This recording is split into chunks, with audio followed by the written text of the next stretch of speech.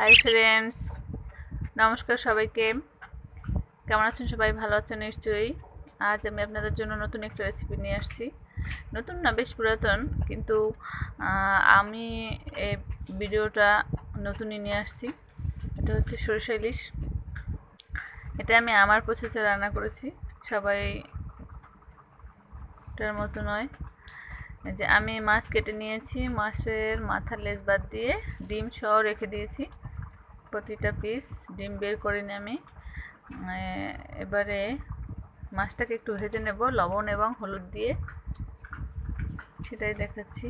অনেকে আছে সরিষা ইলিশ কাঁচাও রান্না করে, আমি সেভাবে করব না, আমি আমার মতো করতেছি। একটু ভেজে নিলেই ভালো লাগে আমার কাছে, কাঁচাটা কেমন যেন খেতে আনিজি লাগে, তাই একটু লবণ আর হলুদ মেখে এবারে ভেজে নেব। এখানে আমি প্যানে তেল দিয়ে নিয়েছি, সরিষার তেল। আর ইলিশ মাছ মানেই সরিষার তেলটাই বেশি ভালো হয়। সরিষার তেল দিয়ে রান্না করলে, ভাজি করলে সবটাই টেস্টি হয়। এবার দিয়ে দিচ্ছি ইলিশগুলো, হালকা করে ভেজে নেবো, একদম লো ফ্লেমে। বেশি তাপ দেওয়া যাবে না, তাহলে কড়া ভাজা হয়ে যাবে, তখন টেস্ট হবে না। মাছ ভাজা হচ্ছে, এদিকে আমি সরিষাটা বেটে নেব। ব্লেন্ডার করেই নিয়েছি, ইচ্ছে করলে শিলপাটায় বেটে নেওয়া যায়। সরিষাটা আমি মাপ মতো নিয়ে ধুয়ে নেব। ধুয়ে নিলে ভিতরে যদি কোনো ময়লা টয়লা থাকে সেগুলো চলে যাবে। আর এদিকে মাছটা হয়ে গেছে প্রায়, উল্টাই দিয়েছি। এরকম একদম হালকা করে ভাজতে হবে, যাতে মাছের কাঁচা গন্ধটা চলে যায়, এই আর কি। কড়া করে ভাজা যাবে না। এবারে দেখুন, আমি সরিষাটা ধুয়ে নিয়েছি আর দিয়ে দিয়েছি কিছু কাঁচামরিচ। আমি পেঁয়াজ রসুন কিছুই ব্যবহার করব না। আর এই কালো সরিষাটা একটু তিতা হয়, এজন্য একটু লবণ দিয়ে দিলাম। তারপরেও কালো সরিষা দিয়ে রান্না করলে একটু একটু হালকা তিতা লাগবে।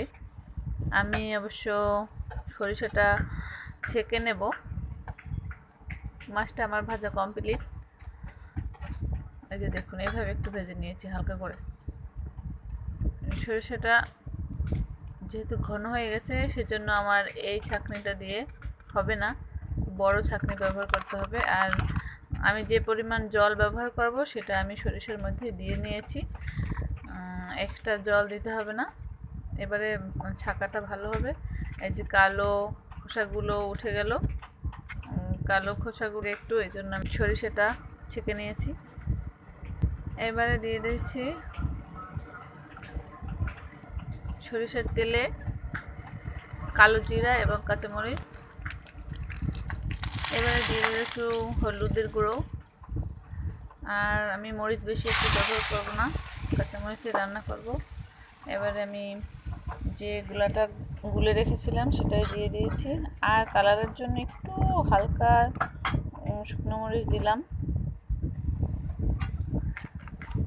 এরপরে অপেক্ষা করব এটা ফুটে ওঠা পর্যন্ত।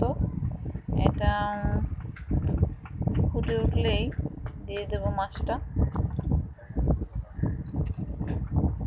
এবারে হালকা আছে রান্না করতে হবে কিছু সময়, 5-7 মিনিট। ঝোলটা একটু টেনে গেলেই হয়ে যাবে সরিষা ইলিশ। সবশেষে দিয়ে দিলাম একটু গরম মশলার গুঁড়ো। এখন বাজে সকাল 7:30। আমি সব রান্না বাড়া সকালেই সেরে নেই। আমার ছেলেদের স্কুল আছে, বাবার অফিস আছে, তখনই ভিডিওটাও করে নিই, একাই সব কিছু করি, এজন্য একটু সমস্যা হয়। সমস্যা হলে আপনারা একটু ক্ষমা সুন্দর দৃষ্টিতে দেখবেন। যে হয়ে গেছে আমার, এবারে উঠিয়ে নেব বাটিতে। ঝোলটা যেহেতু ঝোলটা টেনে গিয়েছে, আস্তে আস্তে উঠিয়ে নেব প্লেটে। এবং ভিডিওটি শেষ পর্যন্ত দেখবেন। যদি ভালো লাগে একটা লাইক কমেন্ট শেয়ার করে দেবেন। আর যারা এখনও সাবস্ক্রাইব করেননি সাবস্ক্রাইব করে দেবেন। নেক্সট ভিডিও দেখার জন্য বেল আইকনটি ক্লিক করে দেবেন। ওকে, দেখুন আমার রেসিপিটা বাসায় রান্না করে খেয়ে দেখবেন কেমন হয়েছে। অনেকেই তো অনেক ধরনের রান্না করে, এটা আমার পেঁয়াজ রসুন ছাড়াই করে নিয়েছি। আবার পেঁয়াজ দিয়েও করা যায়, যে যেমন করে করতে পছন্দ করে। আমার মাছটা কিন্তু অনেক টেস্টি হয়েছিল, আপনাদের তাই দেখালাম। ওকে, ভালো থাকবেন। Thank you.